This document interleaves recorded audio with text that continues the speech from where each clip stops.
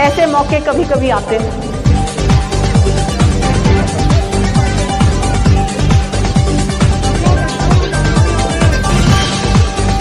हमें इस मौके से चूकना नहीं है।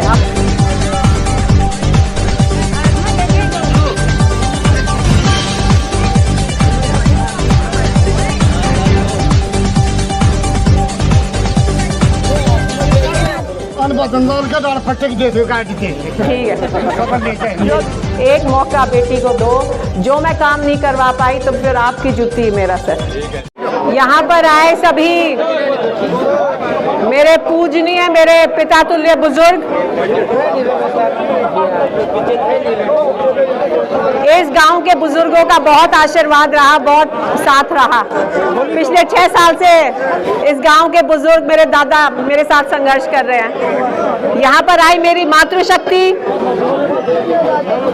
बहनों, नौजवान साथियों, प्यारे बच्चों, मेरे लिए सभी आदरणीय है, इसलिए मैं एक एक का नाम नहीं लूंगी, सभी मेरे लिए आदरणीय है। सरपंच साहब, हमारे युवा सरपंच साहब, एक्स सरपंच साहब, नंबरदार इस गांव के। सबसे पहले तो मैं, आप मुझे सुन सकते हैं? पीछे तक आवाज आ रही है जी? सबसे पहले तो मैं आप सभी का तहे दिल से धन्यवाद करती हूँ। इतना आप लोगों ने मुझे प्यार दिया, इतना मान सम्मान दिया, मेरी आंखों में आंसू आ गए। जब मैं टिकट लेके बिलोटा पहुंची तो वहां जो जन सैलाब मैंने देखा, मैंने कहा ये तो ऊपर वाले की ही कृपा है जो मुझे जिंदगी में ऐसा मौका मिला। और ये जो प्यार, ये जो मान सम्मान आप लोग मुझे दे रहे हो, मैं पूरी कोशिश करूंगी इसको सवा करके लौटाऊं आप लोगों को, मैं पूरी कोशिश करूंगी। देखो जी, मैं तो यही कहना चाहूंगी, ये टिकट जो मिली है ये कोई 1-2 दिन की मेहनत नहीं, ये सालों साल की मेहनत है। पिछली बार भी मेरी टिकट होते होते कट गई थी, पर मैंने पार्टी नहीं बदली, अपना ठिकाना नहीं बदला, सब्र रखा। और मुझे ये था कि भाई एक ठोट पड़ा हुआ पत्थर भी भारी होता है।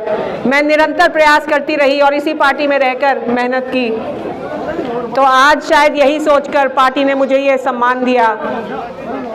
दादरी में मुझे याद है 2014 में पूरे हरियाणा में भारतीय जनता पार्टी की लहर थी, पर दादरी ने विपक्ष का नेता चुना और फिर इसका खामियाजा अगले 5 साल तक भुगता।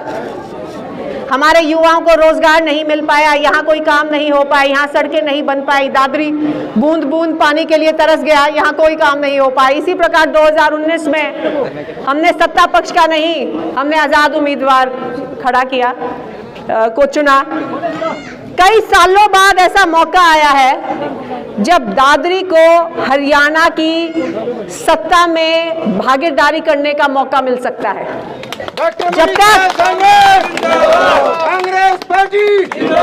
जब तक प्रदेश की सत्ता में दादरी की भागीदारी नहीं होगी, तब तक दादरी की जनता के काम नहीं हो पाएंगे, क्योंकि सत्ता में भागीदारी बहुत जरूरी है। और यही कारण है सबसे ज्यादा कमाई दादरी करके देता है सरकार को, पर वापस हमें कुछ नहीं मिलता। ना यहाँ अस्पताल देख लो, यहाँ स्कूलों की हालत देख लो, दादरी के स्कूलों की हालत देख लो, शहर में जाओ इतनी गंदगी, हर गली में सीवर बैक मार रहा है। 1 सेकंड में हमारे किसान भाइयों की सुंडियां काट के ले जाते हैं, कोई सुनवाई नहीं करता हमारे किसान भाइयों की।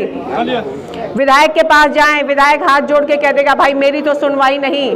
तो आज के दिन क्या, पिछले 10 सालों से दादरी की जनता एक अनाथ बच्चे की तरह हो रही है, जिसकी कोई परवाह नहीं कर रहा। अगर हमें परवाह करवानी है तो हमें सत्ता में हिस्सेदारी करनी होगी।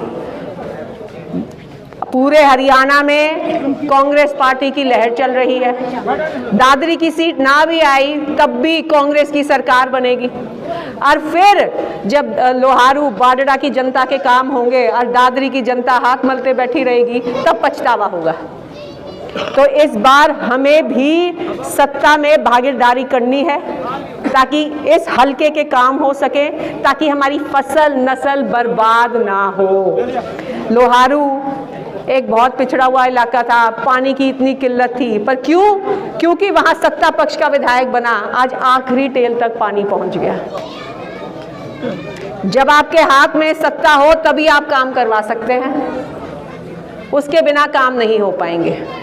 दादरी में बहुत काम होने बाकी हैं। हर गांव में मैं देखती हूँ पढ़े लिखे हमारे नौजवान बेरोजगारों की फौज खड़ी है। आप डीसी के दफ्तर में जाके देखो, 50% बच्चे जो वहाँ लग रहे हैं सारे बाहरी हलकों के हैं। क्यों? दादरी में सत्ता विपक्ष का हमेशा विधायक बनता है, वो लगवा नहीं पाता। जो आसपास के हलकों के जो विधायक हैं, जो सत्ता पक्ष के हैं, वो अपने लड़के सेट करवा लेते हैं और हमारे बच्चे घर बैठे रह जाते हैं, पढ़े लिखे बच्चे। तो हमें इस बार ये ऐसे मौके कभी कभी आते हैं, कभी कभी 20 साल बाद कांग्रेस की ऐसी लहर बनी है।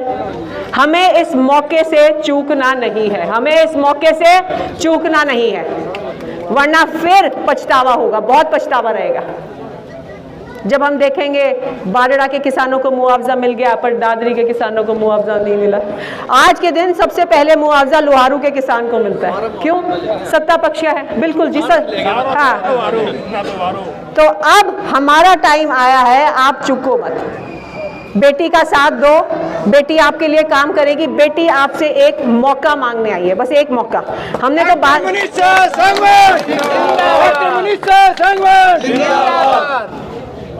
अभी मेरे एक दादा ने कहा कि बेटी तेरी लड़ाई एक आम आदमी से नहीं, तरह तरह के हथकंडे अपनाने आते हैं। मैं जानती हूँ, ना तो मुझे ऐसी कोई राजनीति आती और ना मेरे से झूठ बोली जाती, बड़ी बुरी आदत है। मैं स्पष्ट बात करने वाली हूँ, एक स्पष्टवादी हूँ। मुझे कुछ दिनों पहले कोई कहने लगा मैडम आप एक पीएसओ अपने साथ रख लो, क्योंकि हमारे पास इंफॉर्मेशन आई है जो आपके विपक्षी लोग हैं, कुछ गैंग उनके साथ हो चले हैं और वो कुछ भी करवा सकते हैं। तो मैंने कहा भाई मेरे साथ तो दादरी की जनता है, मुझे किसी बॉडीगार्ड या पीएसओ की जरूरत नहीं है। और मनीषा सांगवान की ये टिकट आई है बड़े बुजुर्गों की दुआ से, और जिसको बड़े बुजुर्गों की दुआ हो वो आगे ही बढ़ता है और फलता फूलता है। तो आप सब एक मौका जरूर दें। 5 अक्टूबर को जब चुनाव है, तीसरा नंबर है बेटी का, तीसरे नंबर पे इतनी जोर से बटन दबाएं कि उसकी आवाज चंडीगढ़ तक पहुंचे, इतनी जोर से बटन दबाएं कि उसकी आवाज चंडीगढ़ तक पहुंचे। हमें सत्ता में भागीदारी लेनी है और खोसनी है, ये हमारा हक है। दादरी ने हरियाणा को बहुत कुछ दिया, या तो सरकार बनते ही सबसे पहले काम होता है इन पहाड़ों के ठेके लेना। सबकी नजर इन पहाड़ों के ठेकों पर जाती है। ठीक है, तो कट गया। तो एक मौका बेटी को दो। डोका दीना डोकी में क्या फर्क है? एक ही बात है। मैं आपकी बहू हूँ, आपकी बेटी हूँ, एक मौका आप जरूर देना। और जो मैं काम नहीं करवा पाई तो फिर आपकी जूती मेरा सर। जो मैं काम नहीं करवा पाई ना तो पर मुझे मौका मिलना चाहिए, बिना मौके के कैसे बात बनेगी? मौका दो। कांग्रेस पार्टी कांग्रेस पार्टी चाहे जिंदाबाद, दीपेंद्र हुड्डा। चाहे कोई कुछ भी कहे, हर पार्टी में कमियां होती हैं, पर कांग्रेस पार्टी ने हमेशा ही किसान मजदूर कमेरा वर्ग की आवाज उठाई है। ये सच्चाई है। सही टाइम पे मुआवजा दिया गया किसान भाइयों को। कभी ऐसा नहीं हुआ 10 साल सरकार रही कि 750 किसान शहीद हो गए हो और एक चवन्नी भी मुआवजा ना दिया गया हो। ये किसान की जान की कीमत पहचानते ही नहीं। ना इनको किसानों की कदर है, ना इनको महिलाओं की कदर है, ना इनको युवाओं की कदर है। हमारे युवा घर बैठे बैठे कोई नशे की तरफ जा रहा है। इस इलाके में फौज में बढ़ चढ़कर हिस्सेदारी हुआ करती इस इलाके की, आज इन्होंने वो भी बंद कर दी।